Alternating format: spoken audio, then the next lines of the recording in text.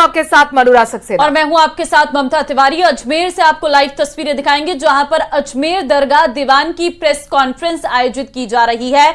सैयद जैनुल आबिदीन अली खान के द्वारा ये प्रेस कॉन्फ्रेंस हो रही है। जुम्मे की नमाज है और जिस तरीके से अजमेर दरगाह दीवान की ये प्रेस कॉन्फ्रेंस सामने आई है, अजमेर दरगाह को लेकर जो फैसला हाल ही में सामने आया था उसको लेकर ये प्रेस कॉन्फ्रेंस यहां पर हो रही है, जिसमें जानकारी क्या दी जाती है अजमेर दरगाह दीवान के द्वारा, ये सुनने वाली होगी। हालांकि उनकी तरफ से ये जरूर कहा गया कि जो सब कुछ हो रहा है चीप पब्लिसिटी का एक तरीका है। अब महत्वपूर्ण होगा देखना कि क्या इस वक्त प्रेस कॉन्फ्रेंस के जरिए संदेश देने की कोशिश होगी। अपने दर्शकों को बता दें कि अजमेर कोर्ट की तरफ से सर्वे की मांग वाली याचिका को सुनवाई के लिए मंजूर कर लिया गया है और सभी पक्षों को नोटिस जारी कर जवाब दाखिल करने के लिए कहा गया है। इन सब के बीच पुलिस प्रशासन पूरी तरह से अलर्ट मोड पर है। आज जुम्मे की नमाज भी है, वहीं सियासत भी पूरी तरह से हाई है। लेकिन इन सब के बीच में अलग अलग पक्षों की तरफ से अलग अलग तरीके की बयानबाजी, और ये तस्वीर आपको सीधे अजमेर से लाइव दिखा रहे हैं। अजमेर दरगाह दीवान की प्रेस कॉन्फ्रेंस है। सैयद जैनुल आबिदीन अली खान को कुछ ही देर में हम सुनेंगे। हालांकि उनकी तरफ से ये जरूर कहा गया था कि ये जो सब कुछ हो रहा है ये एक तरीके से चीप पब्लिसिटी का एक हथियार है, एक हथकंडा है।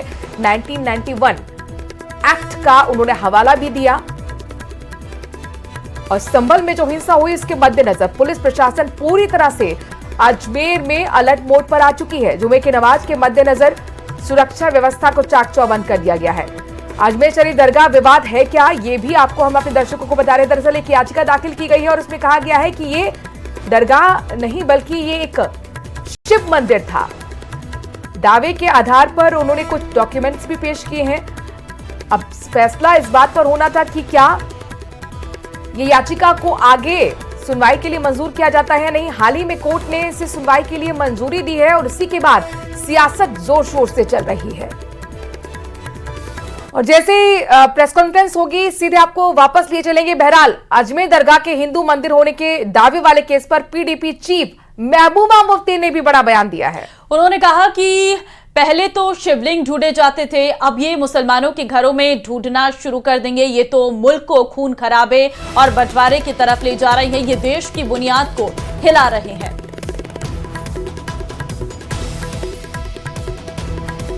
जो एक डिसीजन दिया ज्ञान व्यापी मस्जिद में कि आप सर्वे कर सकते हैं हर चीज का जहां भी शिकायत आए, जबकि 1991 का सुप्रीम कोर्ट का अपना एक डिसीजन है, जजमेंट है कि जो 1947 में जो हमारी रिलीजियस प्लेसेस हैं, चाहे वो मंदिर है, मस्जिद है, गुरुद्वारा है, उसकी नोयत चेंज नहीं होनी चाहिए, वो वैसे की वैसी रहनी चाहिए।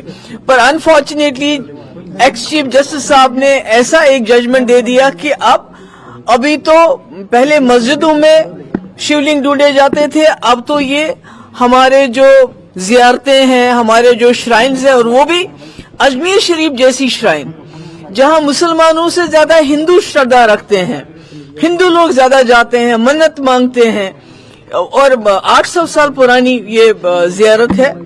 तो मुझे लगता है कि इसके बाद मुसलमानों के घरों में ढूंढना शुरू कर देंगे, तो ये तो मुल्क को बंटवारे की तरफ लेके जा रहा है।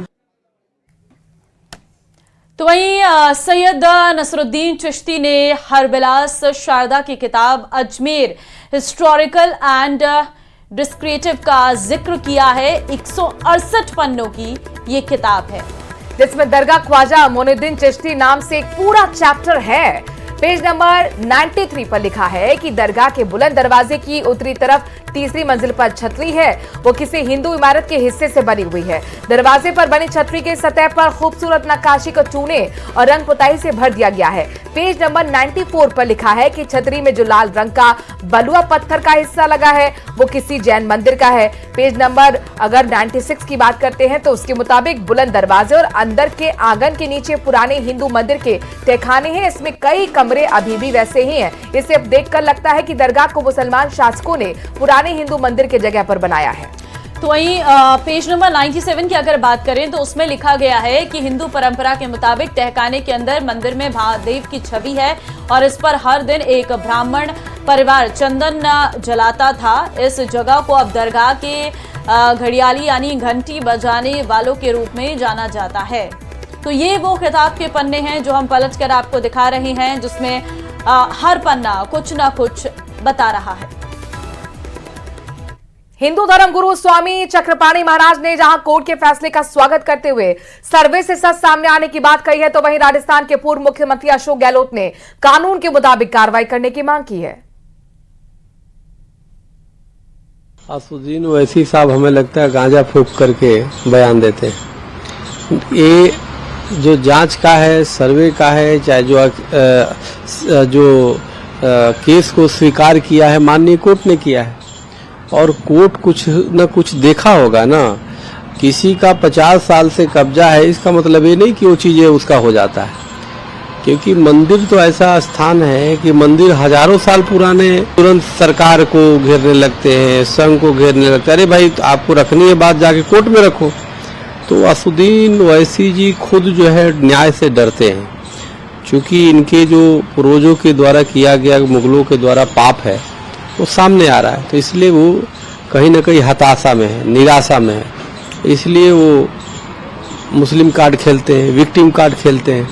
तो उनके बात में कोई दम नहीं है, दूध का दूध पानी का पानी होगा।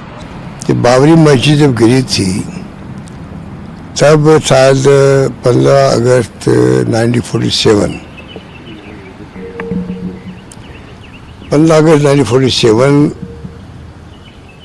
को लेके कानून पास किया कि जो धार्मिक स्थान है चाहे किसी भी धर्म के हो, उन सब धार्मिक स्थानों को 15 अगस्त 47 तक जो बने हुए हैं उस पर कोई क्वेश्चन नहीं होना चाहिए, शांति स्थापित हो जाए। और शांति स्थापित हुई भी है, 30-35 साल हो गए। अब ये 2-4 साल में जो जब से RSS बीजेपी की सरकार आई है और कुछ लोग जो है धर्म के नाम पर आप एक तो राजनीति चल रही है देश में। और अब बड़ी खबर दिल्ली से आपको देंगे, जहां राजस्थान बीजेपी प्रदेश अध्यक्ष और राज्यसभा सांसद मदन राठौर को जान से मारने की धमकी मिली है। मदन राठौर को फोन कर धमकी देने वाले ने कहा कि गोली मार दूंगा, जिसको लेकर मदन राठौर ने थाने में केस दर्ज कराया है। तो वहीं मुख्यमंत्री भजनलाल शर्मा ने उन्हें फोन किया और पूरे मामले की जानकारी ली। फिलहाल दिल्ली पुलिस पूरे मामले की सच को जानने के लिए जांच पड़ताल कर रही है। दिल्ली पुलिस एक्ट की सूचना पर जयपुर क्राइम ब्रांच ने भी जांच शुरू की है। तो फिलहाल आपको बता दें कि फोन पर मदन राठौर को जो है यहां पर जान से मारने की धमकी दी गई है, गोली मार दूंगा, इस तरीके से एक फोन कॉल जो है वो यहां पर साफ तौर पर भेजा गया है। और जयपुर क्राइम ब्रांच ने अब इसकी जांच शुरू कर दी है। मदन राठौर को ये धमकी भरा फोन कॉल आया है। राजस्थान सरकार को बड़ी राहत देते हुए पटियाला हाउस कोर्ट ने 18 सितंबर 2024 को जारी किए गए बीकानेर हाउस की कुर्की के आदेश पर रोक लगा दी है। कोर्ट ने राज्य सरकार के तर्कों की प्राथमिक ताकत और संपत्ति के महत्वपूर्ण महत्व को स्वीकार किया और कुर्की आदेश पर रोक लगाते हुए अगली सुनवाई के लिए 7 जनवरी 2024 की तारीख तय की है। मामले को लेकर राज्य सरकार ने कहा कि नौखा नगर पालिका के पास बीकानेर हाउस का मालिकाना हक नहीं है। अब नौखा नगर पालिका को भुगतान करने के लिए 7 दिन का समय मिला है। खबर जालोर से है, जहां कलेक्ट्रेट के सामने भारतीय किसान संघ का महापड़ाव लगातार जारी है। आज 11वें दिन भी सनातन धर्म सेवा संस्थान सहित कई संगठन किसानों के समर्थन में उतर आए। संगठन के प्रतिनिधियों ने जिला कलेक्टर से मिलकर किसानों के समर्थन में जवाई बांध का पानी जालौर तक पहुंचाने की बात कही और कलेक्ट्रेट को इस बाबत ज्ञापन भी सौंपा। बता दें कि किसानों के महापड़ाव को 28 संगठनों और व्यापार संघ का समर्थन मिल चुका है। गाय, भैंस, बैल, घोड़े, ऊंट, ये सारे यहाँ जालोर के अंदर बहुतायत से होते थे, वो सारे के सारे लुप्त से हो गए। इसका कारण है जवाई नदी के अंदर पानी नहीं छोड़ना। हमारा हक है, हमारे किसान संघ ने इसकी 1/3 की मांग की है पानी की, लेकिन हमारी समिति मांग करती है कि चूंकि 300 किलोमीटर की लंबाई के अंदर जवाई नदी बहती है, उसका आधे से अधिक हिस्सा 150 किलोमीटर से अधिक हिस्सा जालोर के अंदर बहता है, इसलिए इस हिस्से को आधा हिस्सा हमारा अधिकार बनता है, ना कि 1/3। जालोर जिला मुख्यालय पर भारतीय किसान संघ के द्वारा आज 11वें दिन भी धरना प्रदर्शन जारी है। कई समाजसेवी संस्थाएं एवं संगठन इस धरने को अपना समर्थन दे चुकी है। यहाँ का जो व्यापार मंडल है उन्होंने भी किसानों के कदम से कदम मिलाने की बात कही है। आज सुबह भी बहुत सारे संगठन जो है वो कलेक्टर कार्यालय पहुँच करके किसानों के समर्थन में अपना ज्ञापन दे चुके हैं। अब देखने वाली बात यह है कि सरकार के पाले में गेंद है, सरकार किस प्रकार से जवाई बांध के पानी में किसानों के हक की जो बात है उसको तय करती है। क्योंकि इसको लेकर के 2200 करोड़ की एक डीपीआर जोधपुर पानी पहुंचाने के लिए जो बन चुकी है उसको निरस्त करने की भी बात हो रही है। क्योंकि मामला स्थानीय स्तर से काफी ऊपर की बात है, जनप्रतिनिधियों के बीच में इस बारे में जो काफी वार्तालाप चल रहा है, लेकिन अभी तक मामला पचोपेश में फंसा हुआ है। अब देखने वाली बात यह है कि सरकार किस प्रकार से निर्णय लेकर किसानों के इस आंदोलन को शांत करने का प्रयास करती है। न्यूज़ 18 के लिए रेवाशंकर, जालोर। राजधानी जयपुर सफाई कर्मी भर्ती मामले में अनुभव प्रमाण पत्र को लेकर सफाई कर्मी आंदोलन कर रहे हैं। सफाई कर्मियों की हड़ताल को आज 4 दिन हो गए हैं। इससे शहर में कचरा बढ़ने लगा है। कई जगह लोगों को परेशानी का सामना करना पड़ रहा। पिछले 3 दिन बैठकों के दौर के बावजूद अब तक कोई हल निकलता हुआ हड़ताल का नजर नहीं आ रहा है। जयपुर में पिछले 4 दिन से सफाई कर्मियों की हड़ताल जारी है। राजधानी के अंदर करीब 8000 सफाई कर्मी हैं और जो सफाई कर्मी भर्ती है उसमें योग्यता प्रमाण पत्र को लेकर के जिस हिसाब से अनुभव की बात की गई थी, तो अनुभव प्रमाण पत्र को लेकर के बात अटकी हुई है और वार्ता के 3 दौर होने के बावजूद अभी तक कोई हल नहीं निकला है। आप देखेंगे कि फिलहाल मैं सिविल लाइंस में मौजूद हूं और सरकारी मंत्रियों के बंगलों के आसपास भी कचरों के ढेर अब बढ़ने लगे हैं। इस तरह के हालात शहर के कई क्षेत्रों में हैं और इससे न सिर्फ शहर की छवि को नुकसान पहुंच रहा है, बल्कि आप देखेंगे कि पर्यटन सीजन में पर्यटक इस तरह के हालात देख करके नाराज होते हैं। आने वाले वक्त में राइजिंग राजस्थान जैसा महत्वपूर्ण आयोजन राजधानी में होने वाला है। इसके अलावा अगर देखा जाए तो स्वच्छता सर्वेक्षण के ऊपर इसका काफ़ी नकारात्मक असर पहुंचता है। हालांकि यूडीएच मंत्री के साथ में जो सफाई कर्मियों की संघ हैं उनके एक प्रतिनिधि मंडल की एक बैठक आज भी होनी है, लेकिन उस बैठक में क्या हल निकलता है और योग्यता प्रमाण पत्र में ख़ास तौर पर अगर देखा जाए ईएसआई, पीएफ और बैंक स्टेटमेंट जैसे क्लोज को लेकर के क्या शिथिलता दी जाती है, ये देखने वाली बात होगी। क्योंकि अभी तक बहुत से लोग इसमें आवेदन नहीं कर पाए, ऐसा संघों का कहना था। और योग्यता प्रमाण पत्र में जो उससे पहले जारी किए गए प्रमाण पत्र हैं उनको लेकर के भी सवाल उठाए गए थे। इन तमाम हालात में फिलहाल आंदोलन जारी है, शहर में कचरा बढ़ रहा है। किस तरह से इस पूरी परेशानी का हल निकलता है देखने वाली बात होगी। कैमरा पर्सन दिलीप चेची के साथ में अरबाज अहमद, न्यूज़ 18 के लिए जयपुर से। और अब खबर सिरोही से है, जहां पिछले 2 महीने से आवारा कुत्तों में रेबीज की बीमारी तेजी से फैल रही है और इससे ग्रसित आवारा कुत्ते इंसानों के साथ साथ अन्य पशुओं पर भी अपनी चपेट में ले रहे हैं, जिससे बीमारी मनुष्यों से लेकर पशुओं में भी प्रवेश कर रही है। सरकारी हॉस्पिटल के आंकड़ों की बात करें तो 1 महीने में 128 से ज्यादा डॉग बाइट के केस सामने आ चुके हैं, जो चौंकाने वाले हैं। मिली जानकारी के मुताबिक करीब 100 से ज्यादा कुत्ते ऐसे हैं जो रेबीज से ग्रसित हैं। इतने ही नहीं, इन कुत्तों की चपेट में आने से बाइक सवार शिकार हो रहे हैं। सबसे ज्यादा निशाना गलियों में खेलने कूदने वाले छोटे छोटे बच्चे हैं। बावजूद इसके ना तो परिषद इस पर ध्यान दे रहा है, ना ही प्रशासन। शहर में कुत्ता काटने की हादसा लगातार बढ़ते जा रहे हैं और दिन प्रतिदिन कुत्ते काट रहे हैं, पशुओं को भी काट रहे हैं, इंसानों को भी काट रहे हैं और आए दिन इसकी वजह से हादसे हो रहे हैं। कम से कम हर महीने सैकड़ों की तादाद में हॉस्पिटल में इसके केस जाते हैं और इलाज होता है। प्रशासन इसके ऊपर कोई ध्यान नहीं दे रहा है, नगर परिषद इसके ऊपर कोई ध्यान नहीं दे रहा है। मैं 10 साल से इन कुत्तों के लिए लड़ रहा हूँ और इनके लिए डॉग हाउस बनाने की भी बहुत बार मांग की है, परंतु आज तक इनके पास न कोई डॉग हाउस बनाने का कोई डीपीआर बनी हुई है और कुछ भी काम किया हुआ नहीं है। तो मैं इस न्यूज़ चैनल के माध्यम से बताना चाहूँगा कि हमें जल्द से जल्द अगर जो स्थान है वो प्रोवाइड नहीं करवाया गया तो बहुत ही जल्द शहर में रेबीज का जो केसेस है वो बढ़ते जाएंगे और आम जनता भी उससे बहुत ज़्यादा ग्रसित हो जाएगी और बाकी जो एनिमल्स है, चाहे वो गाय हो, कुत्ता हो, हर जानवर उससे ग्रसित हो जाएगा। तो वहीं अजमेर के सुभाष नगर में अज्ञात 2 बदमाशों ने मोबाइल की दुकान में चोरी की वारदात को अंजाम दिया है। करीब 2.5 से 3 लाख के फोन और एक्सरसाइज एक्सेसरीज बताया जा रहा है कि चोरी हो गई है। चोरी की ये पूरी वारदात सीसीटीवी में कैद हो गई। दुकान का ताला तोड़ते हुए, अंदर रखे हुए सामान को चोरी करते हुए आप भी फुटेज में देख पा रहे होंगे। पीड़ित ने रामगंज थाने में अब इस बाबत केस दर्ज किया है।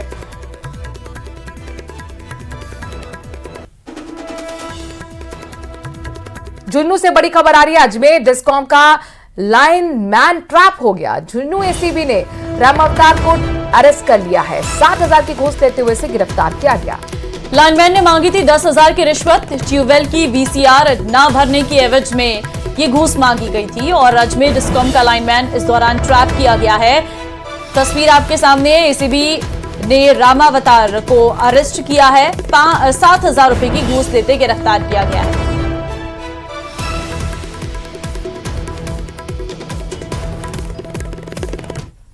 झुंझुनू के जखोड़ा गांव में चली ईडी की कार्रवाई करीब 20 घंटे के सर्च और पूछताछ के बाद देर रात 1 बजे खत्म हो गई। साथ ही ईडी की टीम ने अपने साथ इंजीनियर जितेंद्र कसवा को भी ले लिया है। ईडी ने मनी लॉन्ड्रिंग के मामले में जितेंद्र को गिरफ्तार किया है। हालांकि अभी ईडी की तरफ से आधिकारिक जानकारी आना बाकी है। जिस तरह से ईडी ने देश भर में छापेमारी की है, उस लिहाज से माना जा रहा है कि ऐप के जरिए दुबई से पैसों का जो ट्रांजैक्शन हुआ था, जो भारी भरकम ट्रांजैक्शन पैसों का हुआ था, उसी को लेकर यह कार्रवाई की गई है। के जरिए हुए बड़े लेन देन के मामले में ईडी की कार्रवाई झुंझुनू जिले के जखोड़ा गांव में देखने को मिली है। ईडी की 16 सदस्यीय टीम जखोड़ा गांव के जितेंद्र कसवा के घर पहुंची और यहां पर टीम ने करीब 20 घंटे तक सर्च की कार्रवाई की। सर्च की कार्रवाई देर रात 1 बजे तक पूरी हुई। इसके बाद ईडी की टीम ने जितेंद्र कसवा को हिरासत में लिया और हिरासत में लेने के बाद ईडी की टीम जितेंद्र कसवा को मंडरेला सीएचसी लेकर पहुंची, जहां पर जितेंद्र कसवा का मेडिकल करवाया गया। उसके बाद ईडी की टीम उसे हिरासत में लेकर दिल्ली के लिए रवाना हो गई है। सूत्रों से मिली जानकारी के अनुसार ईडी की टीम ने घर में सर्च की कार्रवाई के दौरान अहम दस्तावेज भी जुटाए हैं। अब देखना यह होगा कि ईडी की टीम उस पूरे मामले में क्या कुछ खुलासा करती है। करसन सिंह शेखावत, न्यूज 18 राजस्थान, झुंझुनू। दौसा के रेलवे जंक्शन पर निर्माण कार्य के दौरान प्लेटफॉर्म की दीवार गिर गई, जिसकी वजह से बड़ी संख्या में ट्रेन प्रभावित हो रही हैं। दरअसल रेलवे स्टेशन पर फुटओवर ब्रिज का निर्माण कार्य चल रहा है। इसके फाउंडेशन के लिए प्लेटफॉर्म नंबर 2 पर गड्ढा खोदा जा रहा था। इसी दौरान प्लेटफॉर्म की दीवार भी टूट गई। दीवार टूटने के कारण प्लेटफॉर्म नंबर 2 पर ट्रेनों का ठहराव बंद कर दिया गया।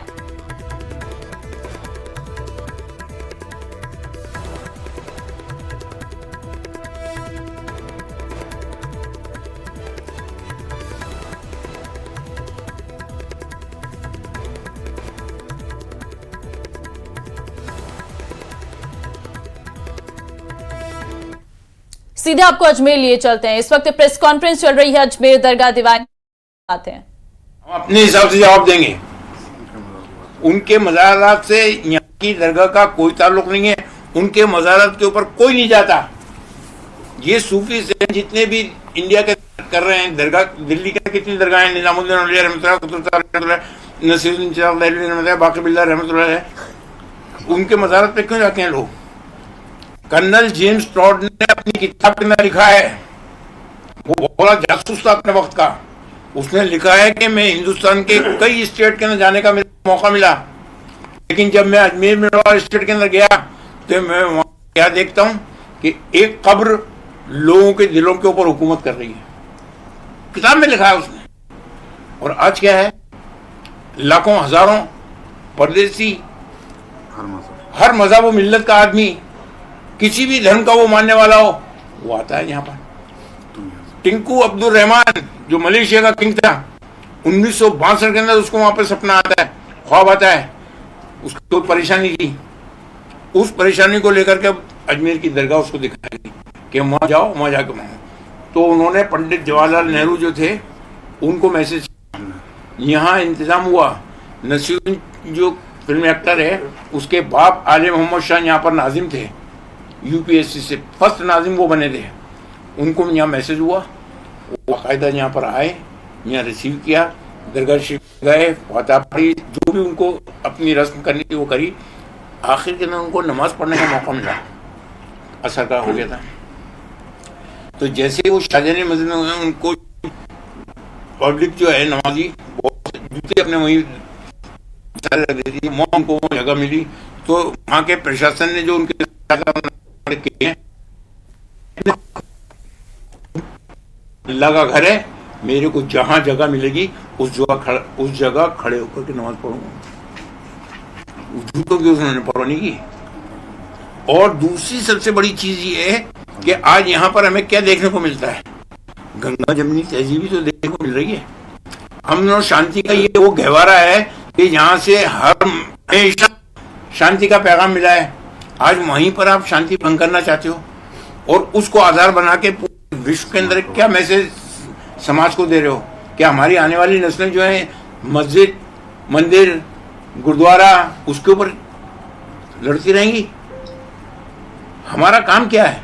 हमें अपनी आने वाली नस्लों को बनाना है, आगे बढ़ाना है, देश को तरक्की। आज देश किस जगह पर जा रहा है और किस जगह खड़ा है? इसके अलावा इस देश को तरक्की के रास्ते पर लाओगे या और आप बैक पे ले जाओगे? तो हम जो चीज कर रहे हैं ये तो आपके ये टीवी चैनल्स पे और इस पे आकर के अपना पर्पस सॉल्व करके चीप पब्लिसिटी हासिल करके चले गए। बाकी आने वाली नस्लें जो हैं यहाँ लड़ती रहेंगी। कौन था साहब कि फलाना था? ये खुद कितने क्रिमिनल हैं जो दावा करने वाले हैं? इनका बैकग्राउंड तो देखो, इनकी हिस्ट्री तो मंगाओ कि ये कितने हैं। कम से कम ये है कि हमें क्या करना है, क्या नहीं करना है। अदालतों का काम सीपीसी के हिसाब से जो है, कोई भी दावा लेके जाता है उसको एंटरटेन करना है। ये दावा लेके गए, उन्होंने उसको एक्सेप्ट कर लिया, इसको बहस के लिए रख लेंगे या इसको एडमिट कर लेते हैं, इसके ऊपर सुनवाई हो जाएगी, ये इसके लिए रखा। बाकी कोई ऑर्डर तो पास किया नहीं है उन्होंने। पास करेंगे, फैक्चुअल क्वेश्चन सामने लाएंगे, हमारी भी ड्यूटी बनती है। अब के पार्टी किसको बनाया? पार्टी इसको, दरगाह कमेटी गवर्नमेंट की, ये अल्पसंख्यक मंत्रालय ये गवर्नमेंट की बॉडी, और